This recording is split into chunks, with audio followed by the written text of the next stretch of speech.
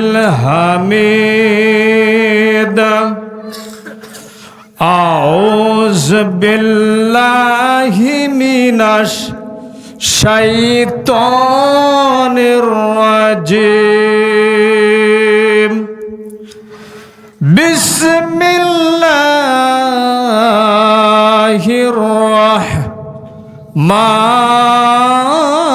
الرحيم إن الله وملائكته يصلون على النبي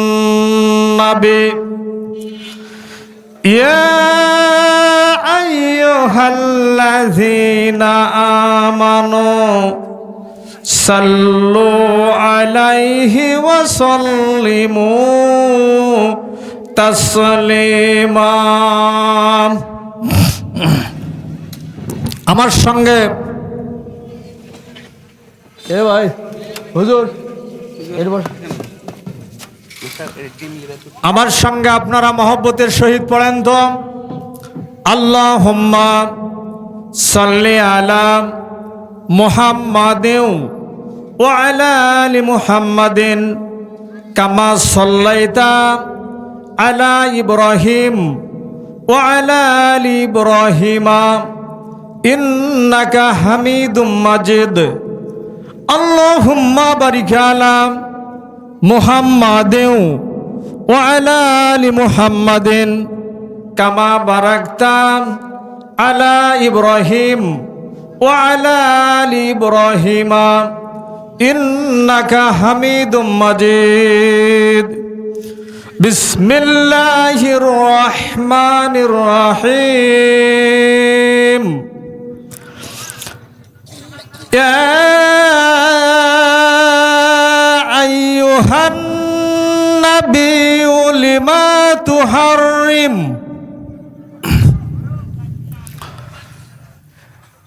lima তুহাররিমু মা হালাল্লাহ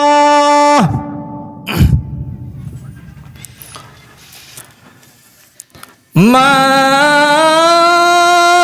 হালাল্লাহু লাকা তাবতাগি মারদাতা আযওয়াজিকা ওয়াল্লাহু গফুরুর রহিম আল্লাহু আকবার বাবু ইত্তিবায়ে সুন্নাতি রাসূলিল্লাহি সাল্লাল্লাহু আলাইহি ওয়াসাল্লাম ওয়া বিহি কালা হাদাসানা আবু বকর ইবনে শুআইব হাদাসানা সারিক আনিল আমাসা আন আবি সালেহ আন আবি হুরায়রা রাদিয়াল্লাহু আনহু قال رسول الله সাল্লাল্লাহু আলাইহি ওয়াসাল্লাম আমারতুকুম বিহি ফাকুজুহু ওয়া মা নাহাকুম আনহু ফান্তাহু ওয়া ক্বালা নবী সাল্লাল্লাহু আলাইহি ওয়াসাল্লাম বলেন আমার সঙ্গে রাজিতু বিল্লাহি রাব্বাও পড়েন রাজিতু বিল্লাহি রাব্বাও ওয়া বিল ইসলামি দীনা ওয়া বি মুহাম্মাদিন নাবিয়্যা ইল্লা কানা হাক্কা আলাল্লাহি আন ইরজিহি ইয়াউমাল কিয়ামাহ আন আনাস রাদিয়াল্লাহু আনহু ক্বালা আন্না রাসূলুল্লাহি সাল্লাল্লাহু আলাইহি ওয়াসাল্লাম মাররা আলা গিলমান ফাসাল্লিম আলাইহি মুত্তাফাকুন আলাইহি সন্ধান দিয়েছিলেন যে মহামানবের উপর আল্লাহ রাব্বুল আলামিন মানবকুল শিরোমণির জন্য একমাত্র মুক্তি সনদ কোরআনুল কারীমকে মানুষের একান্ত প্রয়োজন সাপেক্ষে শ্রেষ্ঠ ফেরেশতা জিবরিল আলামিনের মাধ্যমে সুদীর্ঘ 23 বছরের ব্যবধানে নাজিল করেছিলেন। এ কোরআনুল কারীমকে বুকে ধারণ করে নিয়ে দুনিয়াতে প্রচার করতে গিয়ে প্রতিষ্ঠা করতে গিয়ে যিনি তাইফের ময়দানে পরপর দুবার রক্ত ঝরিয়েছেন, উহুদের ময়দানে দান মুবারক শহীদ করেছেন, শিবে আবু তালিবে জেল খেটেছেন, তবুও তিনি আমাদের প্রতি রাগ করে থাকবেন না। কাল কিয়ামতের ময়দানে আহকামুল হাকিমিনের আদালতে চিফ ব্যারিস্টার হিসাবে উপস্থিত থেকে আমাদের পক্ষে শুধু নয়, এই পৃথিবীর সমস্ত মানুষের পক্ষে মারাত্মকভাবে জেরা উপস্থিত করে জান্নাতের ব্যবস্থা করে দিবেন, সেই মহামানবের প্রতি দরুদ জ্ঞাপিত হোক। সকলে বলি সাল্লাল্লাহু আলাইহি ওয়াসাল্লাম। সম্মানিত মুসলিম ভাতৃবর্গ, আল্লাহর নবী এবং রাসূল, তিনি আল্লাহর পক্ষ থেকে নবী হিসাবে, রসুল হিসাবে দুনিয়াতে এসেছেন, এই ব্যাপারে আপনাদের কোনো সন্দেহ আছে? কথা বলেন, সন্দেহ আছে? দ্বিধা আছে? দ্বন্দ্ব আছে? আব্দুল্লাহ ইবনে উমার রাদিয়াল্লাহু আনহু বর্ণনা করছেন, সহিহ সনদে বর্ণিত এই হাদিসটি, বিশ্বনবী জনাবে মুহাম্মদ রাসূলুল্লাহ সাল্লাল্লাহু আলাইহি ওয়াসাল্লাম একটা সফরি কাফেলা নিয়ে রাস্তা দিয়ে যাচ্ছিলেন।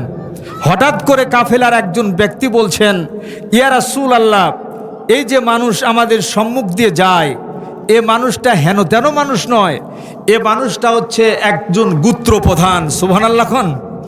আল্লাহ রাসূল ওই মানুষটাকে সম্বোধন করে বললেন, আসসালামু আলাইকুম। যদি কোনো অমুসলিমকে সালাম দেয় অথবা নেয়, যদি আপনাকে বলে আসসালামু আলাইকুম, তাহলে আপনাকে উত্তর দিতে হবে ওয়ালাইকুম, উত্তর দিতে হবে ওয়ালাইকুম। মানুষটাকে বললেন, ইয়া আমিরুল কাওম কুম আলা তারিক, হে কাউমের সর্দার, আপনি একটু আমার জন্য অপেক্ষা করবেন কি? সুবহানাল্লাহ। কত মুলায়েম কথা আল্লাহ রাসূলের। মানুষটা আল্লাহ রাসূলের এই ডাকে রাস্তায় দাঁড়িয়ে গেলেন। যখন দাঁড়িয়ে গেছেন, আল্লাহ রাসূল বলেছেন, আনা নাবিউল্লাহ কিসবু, আনা ইবনু আব্দুল মুত্তালিব। ইয়া আমির, হে গোত্রের নেতা, আমি একজন নবী, এ কথা আমি মিথ্যা বলছি না। আমি সম্ভ্রান্ত পরিবার, আপনারা চিনেন, আব্দুল মুত্তালিবের সন্তান। সুবহানাল্লাহ। বংশের কিন্তু একটা দাম আছে না নাই? জোরে বলেন, আছে না নাই? আছে। আল্লাহ রাসূল একটু অহংকার করে বললেন যে আমি সম্ভ্রান্ত পরিবার, আব্দুল মুত্তালিব আমার দাদা, তারই আমি সন্তান। সুবহানাল্লাহ। মানুষটা অবাক হয়ে গেলেন। অবাক হয়ে আল্লাহ রাসূলের দিকে তাকিয়ে বলছেন, আনতান নবী, আপনি তো বললেন যে নবী, আপনি সত্যই কি আপনি নবী? আল্লাহ রাসূল বললেন, না মানা নবী, আমি নবী। তে আপনি যে নবী, এর প্রমাণ দেখান তো দেখি। আল্লাহ রাসূল বললেন, উনজুর ইলা শাজারা, হে আমির, ওই বৃক্ষর দিকে তাকান তো দেখি। তখন আমিরটা বলছেন, ওই বৃক্ষ তো অনেক দূরে আছে, ওর দিকে তাকায় আমার লাভ কি হবে? তে বলছে, ওই বৃক্ষের দিকে তাকান তো, আমি নবী কিনা ওই বৃক্ষ এই ক্ষেত্রে সাক্ষী প্রদান করবে। সুবহানাল্লাহ। তখন আমির বলছে, কি ব্যাপার, তা কি করে সম্ভব হয়? আল্লাহ রাসূল জনাবে মুহাম্মদ রাসূলুল্লাহ সাল্লাল্লাহু আলাইহি ওয়াসাল্লাম ওই বৃক্ষটার দিকে তাকিয়ে হাত বাড়িয়ে একটু ডাক দিলেন, ইয়া শাজারাত, হে বৃক্ষ, আতাং, এখানে তুমি চলে আসো। বৃক্ষকে যখন ডাক দেওয়া হলো, সঙ্গে সঙ্গে ওই বৃক্ষটা আল্লাহ রাসূলের কাছে চলে আসলেন। আল্লাহ রাসূলের কাছে দাঁড়িয়ে গেলেন। দাঁড়ানোর পর বৃক্ষটা জবান খুলে বলতে শুরু করলেন, ইনি একজন সত্য নবী, ইনি একজন সত্য নবী, ইনি একজন সত্যবাদী। জোরে কোন সুবহানাল্লাহ। গোত্রের আমির রাস্তায় দাঁড়িয়ে থরথর থরথর করে কাঁপতেছে। আল্লাহ রাসূলকে বলছেন, আনতা নবিউন, আপনি নবী, এই ব্যাপারে আর কোনো সন্দেহ থাকলো না। আমি আর দেরি করব না। ইয়া রাসূলুল্লাহ, ইয়া হাবিবাল্লাহ, এক্ষুনি আপনি আমাকে কালেমা পড়ে মুসলমান বানায়া দেন। জোরে কোন সুবহানাল্লাহ। এই গোত্রপ্রধান ইসলাম কবুল করলেন। করার পর বললেন, ইয়া রাসূলুল্লাহ, ইয়া হাবিবাল্লাহ, এক্ষুনি আমার কওমের কাছে যাব, আপনার মুজিজার কথা আমি বলে দেব। এরপর কওমের অধিকাংশ মানুষকে ইসলাম কবুল করানোর ক্ষেত্রে তাগিদ দেব। জোরে কোন সুবহানাল্লাহ। এই নবী আল্লাহ রাসূল এবং নবী, এ ব্যাপারে আমাদের কোনো সন্দেহ?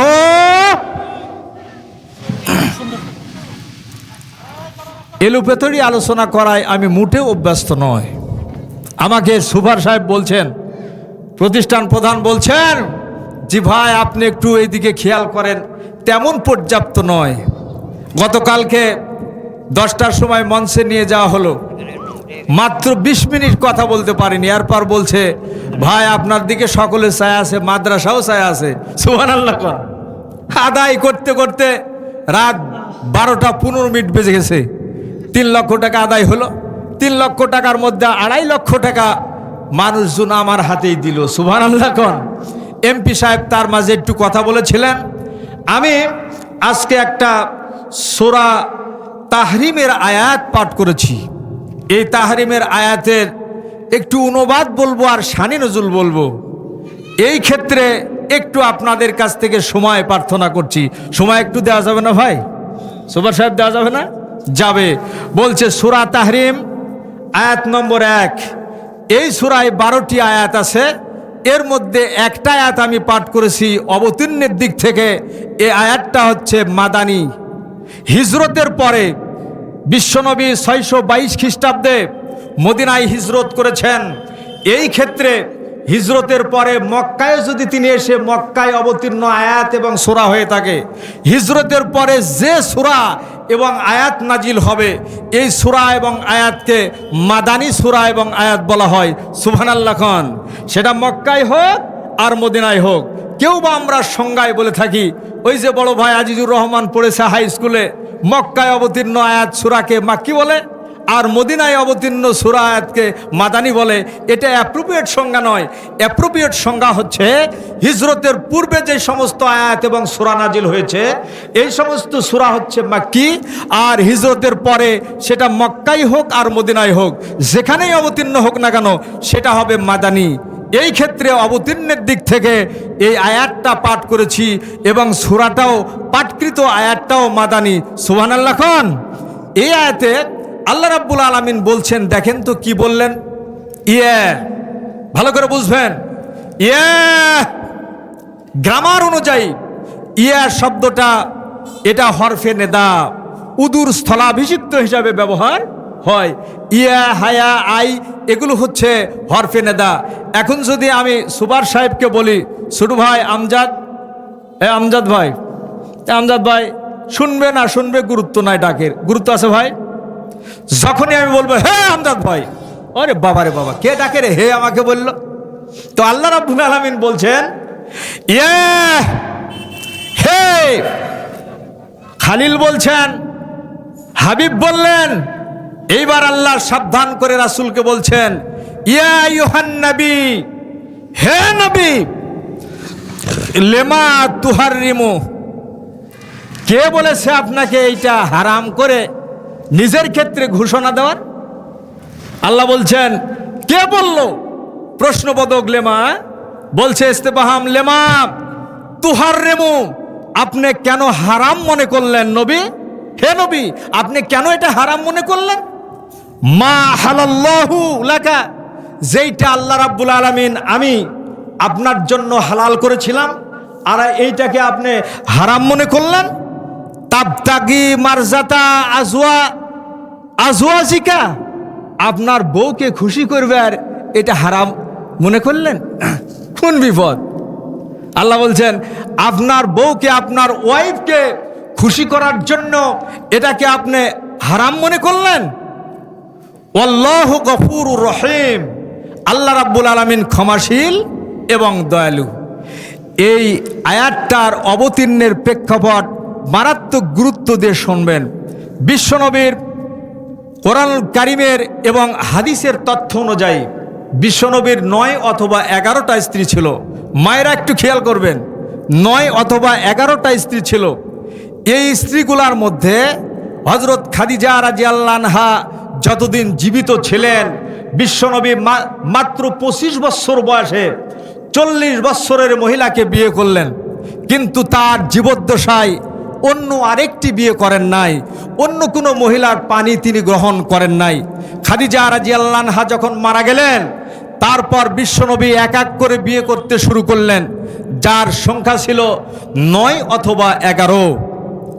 আল্লাহ রাসূলের একটা অভ্যাস ছিল, তিনি আসরের সালাতের পর প্রত্যেক স্ত্রীর ঘরে প্রবেশ করে তাদের খোঁজ খবর নিতেন। সুবহানাল্লাহ। আমরা অনেকে আছি, হ্যাঁ যা হোক ভাই বসেন, বহুতই ফায়দা, 3 মাস 4 মাস 40 দিন 100 দিন চলে গেলাম, স্ত্রীর কোনো খোঁজ খবর নিলাম না। স্ত্রী কি করে না করে এই ক্ষেত্রে খোঁজ নাই, কিন্তু স্ত্রীর খোঁজ খবর নেওয়া এটা ফরজে আইন। সুবহানাল্লাহ। এটা হচ্ছে ফরজে আইন। বিশ্বনবী কোথায় সফরে গেল, তার স্ত্রী একটা অথবা 2টাকে সফরে সাথী হিসাবে নিয়ে যেতেন। 3 দিনের সফরে গেল, আল্লাহ রাসূল তার স্ত্রীকে সাথে নিয়ে যেতেন। বাড়িতে আসতেন, আসরের পর স্ত্রীর ঘরে ঢুকে তিনি খোঁজ খবর নিতেন। এই খোঁজ খবর নিতে নিতে একদিন বিশ্বনবী জনাবে মুহাম্মদ রাসূলুল্লাহ সাল্লাল্লাহু আলাইহি ওয়াসাল্লাম গেলেন জয়নাবের ঘরে। কার ঘরে ভাই? কথা বলেন, কার ঘরে? জয়নাবের ঘরে গেলেন।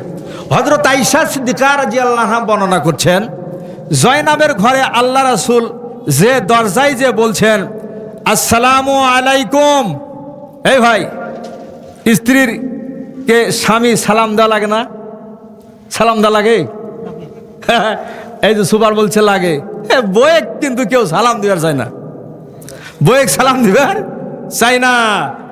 আয়েশা বলছেন, জয়নাব বলছেন, আল্লাহ রাসূলের আগে আমরা স্ত্রী হওয়ার পরও আল্লাহ রাসূলের আগে আমরা সালাম দিতে পারতাম না। সুবহানাল্লাহ। কোন সালাম দিলেন। একটা জিনিস জেনে রাখবেন, বলে যত ঝাঁকি তত নেকি, এটা বলে না? যত মোহব্বত তত আপনার সেখানে নেকি আল্লাহ আমল নামায় লিখবেন। সুবহানাল্লাহ। জায়গায় কাম করা লাগবে, কিন্তু অন্য জায়গায় এটা করতে গেলে গুনায় আমল নামা ভরপুর হয়ে যাবে। আল্লাহ রাসূল জয়নাবের ঘরে যে সালাম দিতেই আয়েশা বললেন, ওরে বাবা রে বাবা, নবী আজকে এমন ভাবে জয়নাবের ঘরের দরজায় সালাম দিল, ঘর থেকে বাড়াই কিনা। জয়নাব চট করে ঘরটা খুলে ফেললেন। বিশ্বনবী যখন তার ঘরের মধ্যে একটু দেরি করছেন, আয়েশা বলছেন, আমার মধ্যে হিংসার উদ্বেগ হলো। আমি হাফসা রাদিয়াল্লাহু আনহা এবং অন্যান্য স্ত্রীদেরকে একত্রিত করতে শুরু করলাম। তাদেরকে একত্রিত করলাম, করার পর বললাম, দেখো, আয়েশা বলছেন, দেখো আমাদের ঘরে আল্লাহ রাসূল আসে আর যায়, কিন্তু জয়নাবের ঘরে দেখো দেখো তোমরা সকলে মিলে 1 ঘন্টারও বেশি সময় ধরে ঘরের মধ্যে কি করতেছে, বাহিরে আসতেছে না। অতএব আমরা বিশ্বনবীকে একটু বেকায়দায় ফেলবো। নাউজুবিল্লাহ। কোন আয়েশা এই পরামর্শটা তার অন্যান্য স্ত্রীকে দিচ্ছেন। দেওয়ার পর বলছেন, তাহলে বেকায়দা ফেলতে গেলে কি করা লাগবে? ওই তো কোনো সময় হলো ঘর থেকে বেরিয়ে আমাদের ঘরে আসবে, যদি আসে তাহলে নবীকে বলবো আপনি ওই ঘরের মধ্যে থেকে মদ পান করেছেন। নাউজুবিল্লাহ। খান আল্লাহ রাসূল জনাবে মুহাম্মদ রাসূলুল্লাহ সাল্লাল্লাহু আলাইহি ওয়াসাল্লাম হযরত জয়নাবের ঘর থেকে বের হলেন। হওয়ার পর হযরত হাফসা রাদিয়াল্লাহু আনহার ঘরে গেলেন। যার পর বললেন, আসসালামু আলাইকুম। হযরত হাফসা রাদিয়াল্লাহু আনহা দরজা খুলে বলছে, সি সি সি সি, ওয়ালাইকুম, দূরে যান। বলে, হাফসা কি হলো? বলে, ইয়া রাসূলুল্লাহ, ইয়া হাবিবাল্লাহ, আপনার গা এবং মুখ থেকে, আপনার শরীর থেকে মারাত্মক মদের গন্ধ বাড়াই। নাউজুবিল্লাহ। কোন আল্লাহ রাসূল অবাক হয়ে গেলেন, না না, আমি তো মদ পান করি নাই। বলে, কোথায় মদ খেয়েছেন? বলে, আমি হযরত জয়নাবের ঘরে গিয়েছিলাম, যার পর জয়নাব আমার স্ত্রী আমাকে মহব্বত করে 1 গ্লাস মধু আমাকে দিয়েছিল, ওই মধুটা পান করেছি। বলে, না না, মধু খান নাই আপনি, অবশ্যই আতাকুল মাগাফির ইয়া রাসূলুল্লাহ, আপনি মদ খেয়েছেন, আপনি মদ খেয়েছেন। নাউজুবিল্লাহ। কোন আল্লাহ রাসূল হাফসার ঘরে আর ঢুকলেন না, হযরত আয়েশা সিদ্দিকা রাদিয়াল্লাহু আনহার ঘরে গেলেন। যার পর বললেন, আসসালামু আলাইকুম ইয়া আয়েশা। হে আয়েশা বলে যখন সালাম দিচ্ছেন, আয়েশা সিদ্দিকা রাদিয়াল্লাহু আনহা, ইস, দূর যান তো, দূর যান, যান দূরে যান। বলে কি হলো আয়েশা? বলে ইয়া রাসূলুল্লাহ ইয়া হাবিবাল্লাহ আতাকুল মাগাফির, হে আল্লাহর নবী আপনি তো মদ খেয়েছেন, আপনার গা থেকে দুর্গন্ধ বাহির হয়, আপনার গা থেকে মারাত্মক দুর্গন্ধ বাহির হলো। আতাকুল মাগাফির, মাগাফির হচ্ছে যদি কোনো হালাল বস্তু পানি জাতীয় হয় এইটার মুখ বন্ধ করে 3 দিন মাটির তলে অথবা নিঃছিদ্র অবস্থায় অক্সিজেন বন্ধ করে যদি ভিতরে 3 দিন রাখা হয় এইটা পাইকা মদ হয়ে যায়। এইটা যদি মানুষ খায়, আর তৎকালীন সময়ে মাগাফিরের মদের একটা গাছ থাকতো, এই মাগাফিরের রস ওষুধ হিসাবে ব্যবহার হয়, কিন্তু এটা যদি আবার পাকা খাওয়া হয় মানুষ এটা খেলে মাথা পাগলা হয়, বোকজা মা ডাকে। নাউজুবিল্লাহ কন ভাই, এটা দুনিয়াতে হয় না? জিরো বল, দুনিয়া বলেন, দুনিয়াতে হয় না? দুনিয়াতে হয়। এমন হওয়া হয় ওর আর কোনো হুঁশ, ওর আর কোনো হুঁশ থাকে ভাই? এই গত 8 দিন আগে একটা মহিলার আম্মা, মহিলা সহ আমার বাড়িতে আসছে। আসার পর বলছে যে আমাকে মাহবুর বলছে, মাহবুর আমার এই বেটিক তালাক নেব, তালাক নিয়ে অন্য জায়গায় দেয়া দেব, এই ক্ষেত্রে তুমি দেখো তো পাত্র আগে ঠিক করো, তারপর ওর কাছে তালাক পাঠায় দেবো। ওই চেড়া সারাদিন মদ খায় আর বউকে অত্যাচার করে, সেই অত্যাচার নয়, খালি মারামারি করে, খাবার দিবার পারে না, রাত্রে এসে আবাল তাবাল বক্তব্য দেয়, ঘর খুললে দরজা যখন খুলে এক ঘুমে, সকাল কখন হয় সকাল 8টার সময় আবার ঘুম থেকে উঠবে, আবার চলে যাবে, কোনো আইন কাম নাই, অবৈধ পন্থায় এখানে ওখানে চুরি ডাকাতি করার চেষ্টা করে, আর রাত্রে 1 গ্লাস করে খায় আর পড়ে থাকে। আমি বললাম এটা আবার কিভাবে হয়? আগে তালাক যদি অপছন্দনীয় ক্ষেত্রে মাদক সেবন করে হুঁশবিহীন অবস্থায় স্বামী থাকে তাহলে তাকে তালাক দেওয়া যাবে। আল্লাহ রাসূল এই ক্ষেত্রে কয়েক ক্ষেত্রে মহিলাকে স্বামীকে তালাক দেওয়ার অনুমতি দিয়েছেন। একটা হচ্ছে স্বামী যদি নপুংস হয়, তার স্পিড শক্তি না থাকে, তাহলে স্ত্রী তাকে তালাক দিতে পারে। আরেকটা হচ্ছে পাগল জ্ঞানহীন হয়, তাহলে স্ত্রী তাকে তালাক দিতে পারে।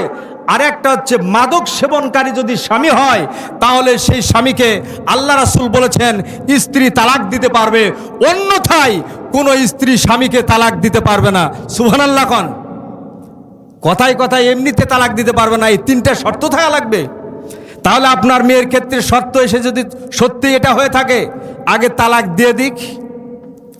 তে বলে যে ভাই আর কত অত্যাচার সহ্য করবো, কয়েকবার তওবা করলো আর জীবনে খাবে না, কিন্তু পকেটে হাত দিলে পুরা পাওয়া যায় আর রাত্রে 1 গ্লাস করে খায়। নাউজুবিল্লাহ খান। রাসূলকে এই ক্ষেত্রে অপবাদ দিচ্ছে কারা? জুড়ে বলেন, কারা অপবাদ দিচ্ছে? হ্যাঁ, তাফসীর বুঝবেন, কারা অপবাদ দিচ্ছে? নিজের স্ত্রী দিচ্ছে। তাদের মধ্যে হিংসা এসে গেছে এই কারণে যে একজনের ঘরে বেশি সময় অবস্থান করছে। আমার মায়েরা এমন জাত, ফানকেও আরবা সাবাবিন, বিয়ে করতে হয়। আমার শাকিল সবর সঙ্গে ওয়াজ করলেন আমার আগে, 4টা কারণে বিয়ে করতে হয়। আবার বলা হয়েছে ফানকেও মাতাবা লাকুম মিনান নিসায়ে মাসনা ওয়া সুলাসা ওয়া রুবা।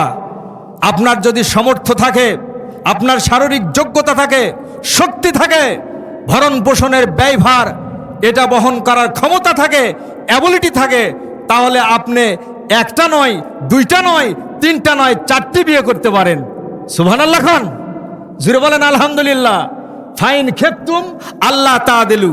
কিন্তু এই ক্ষেত্রে যদি আপনি মনে করেন তাদের মধ্যে সমতা বিধান করতে পারবেন না, তারা বিয়ে করে আনলে মারামারি করবে, ফাসাদ করবে, গন্ডগোল করবে, আল্লাহ রাব্বুল আলামিন বললেন ফা ওয়াহিদাতিন আও মা মালাকাত আইমানুকুম, তাহলে ইমানদার ওই যে শাকিল বলছে ওই 4টা গুণের দরকার নাই, ফাসফির বিজাতির দিন, দিনদার মহিলা দেখে যত কায়ার মতন যদি কালো হয়, দেখতে কুচ্ছিত হয়, ধন সম্পদ না থাকে, টাকা পয়সা না থাকে, তাহলে রাসূল বললেন ফাসফির বিজাতির দিন, একজন ইমানদার এবং দিনদার মহিলা দেখে বিয়ে করো। সুবহানাল্লাহ খান।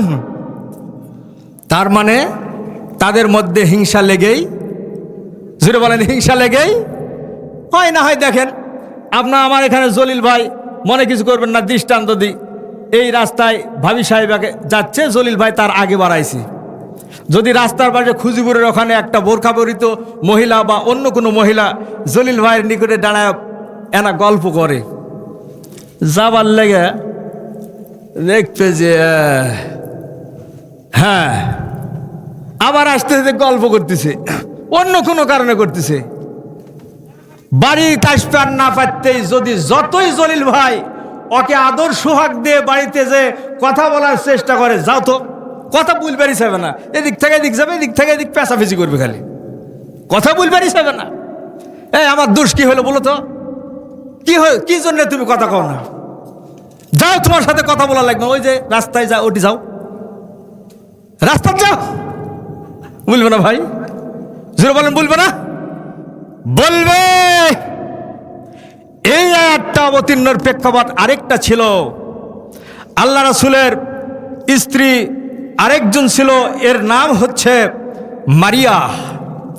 এই মারিয়া, আল্লাহ রাসূল যখন অন্য কোনো মহিলা ইসলামকে জানার জন্য, বোঝার জন্য, মাসালা নেওয়ার জন্য মহিলারা আল্লাহ রাসূলের ঘরে আসতেন, তখন তার স্ত্রী মারিয়া কান পাতা শুনতো দরজার কাছে কি গল্প করতেছে। নাউজুবিল্লাহ কোন নবী কি অবৈধভাবে কোনো মহিলার সঙ্গে গল্প করবে? ভাই কথা কোন, তো গল্প করবে? করবে না। কিন্তু মারিয়া কান পাতা এই উতানি নিয়ে শুনে যে আরে ওই মহিলার সাথে নবী কি গল্প করতেছে। এটা একদিন নয়, 2 দিন নয়, কিছুদিন জানাজানি হয়ে গেল। আপনার কাছে যখন মাসালা জানার জন্য, ইসলাম জানার জন্য অন্যান্য মহিলা এসে প্রশ্ন করে, কথা বলে, তখন আপনার স্ত্রী মারিয়া দরজার ফাঁকে দাঁড়ায় এটা শোনার চেষ্টা করে।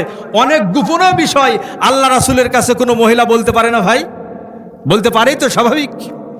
আল্লাহ রাসূল মারিয়াকে নিষেধ করেছিল, মারিয়া তুমি উতানি নিয়ে এইভাবে আমাকে সন্দেহপ্রবণভাবে আমাকে সন্দেহ করবা না, তুমি এই কাজ বাদ দাও। কিন্তু রাসূল দেখছেন যে তারপরেও মারিয়া যা উতানি নিয়ে এই বক্তব্য আল্লাহ রাসূলের কথাবার্তা শোনার চেষ্টা করে। যখন চেষ্টা করেছে তখন আল্লাহ রাসূল শপথ করে বলেছে, আমি আমার ক্ষেত্রে তোমাকে হারাম ঘোষণা করলাম। যখন আল্লাহ রাসূল এই ঘোষণাটা দিয়েছিল তখন এই সূরাটা নাজিল হয়েছে। অন্যথায় যেটা বর্ণনা দিচ্ছি এই ক্ষেত্রে নাজিল হয়েছে। আল্লাহ রাসূল অবাক হলেন, হাফসার ঘরে গেলেন, আয়েশার ঘরে গেলেন, তারা একটাই অপবাদ দিচ্ছে যে আতাকুল মাগাফির, ইয়া রাসূলুল্লাহ আপনি কি মদ পান করেছেন? শরীর থেকে মারাত্মক গন্ধ। আল্লাহ রাসূল জনাবে মুহাম্মদ রাসূলুল্লাহ সাল্লাল্লাহু আলাইহি ওয়াসাল্লাম চোখ থেকে দর করে পানি ফেলে আর বলে, আয়েশা আমি জয়নবের ঘরে গিয়েছিলাম, আমি কোনো মদ পান করি নাই, আমি মাদক দ্রব্য পান করি নাই। আমি যখন জয়নাবের ঘরে গিয়েছিলাম, জয়নাব আমাকে অত্যন্ত যত্ন করে, আদর করে, সোহাগ করে আমার প্রতি মহব্বত ঢেলে দিয়ে 1 গ্লাস মধু আমাকে পান করার জন্য দিয়েছিল। আমি তো সেই মধু খেয়েছি, কেন তোমরা বারবার একই কথা বলো? আল্লাহ রাসূল যখন এই কথা বলেছেন, হযরত আয়েশা সিদ্দিকা রাদিয়াল্লাহু আনহা বলছেন, ইয়া রাসূলুল্লাহ, ইয়া হাবিবাল্লাহ, আপনি যেই মধুটা পান করেছেন, মাছি মধু সংগ্রহ করার সময় মাগাফির ফুলে বসেছিল হয়তোবা, আর সেখান থেকে মাদক দ্রব্য মাগাফিরের রস চুষে নিয়ে এসে ওই মধুর মধ্যে ঢুকে দিয়েছে, আর এই মধুটাই আপনি পান করেছেন। নাউজুবিল্লাহ কোন। আল্লাহ রাসূলকে যখন এই কথা বললেন, সঙ্গে সঙ্গে বিশ্ব নবী জনাবে মুহাম্মদ রাসূলুল্লাহ সাল্লাল্লাহু আলাইহি ওয়াসাল্লাম মাটিতে ধাম করে বসে গেলেন। কি সর্বনাশ হয়ে গেল! এইদিকে তাকিয়ে দেখেন হাফসার চেহারা কালো হয়ে গেছে, আয়েশার চেহারা কালো হয়ে গেছে, আল্লাহ রাসূল জনাবে মুহাম্মদুর রাসূলুল্লাহ সাল্লাল্লাহু আলাইহি ওয়াসাল্লাম আত্মচিৎকার দিয়ে বলছেন, আয় রাব্বুল আলামিন, আমার জীবনের সবচাইতে আদর্শ খাবার, আমার জীবনের প্রিয় খাবার মধুগুলাকে আমি পান করছিলাম, কিন্তু আজ থেকে আমি কসম করে ফেললাম, আজ থেকে শপথ করলাম, আমি হায়াতে জিন্দেগিতে যতদিন বেঁচে থাকবো আর কোনদিন আমি রাসূল মধু পান করব না। নাউজুবিল্লাহ। কোন কাক খুশি করবার ভাই এই কথা বললো? কতক্ষণ কাক খুশি করার জন্য? খুশি করার জন্যে। লা ইউহিল্লুল কিসবা ইল্লা ফি সালাসিনাল কিসবুর রাজুল লিইউরজি ইমরাতুহা। আল্লাহ রাসূল বলেছেন, মানুষ দুনিয়াতে মিথ্যা বলতে পারবে না, তিন ক্ষেত্রে মিথ্যা বলবে। মানুষ মিথ্যা বলতে পারবে ভাই? কতক্ষণ মানুষ মিথ্যা বলতে পারবে না।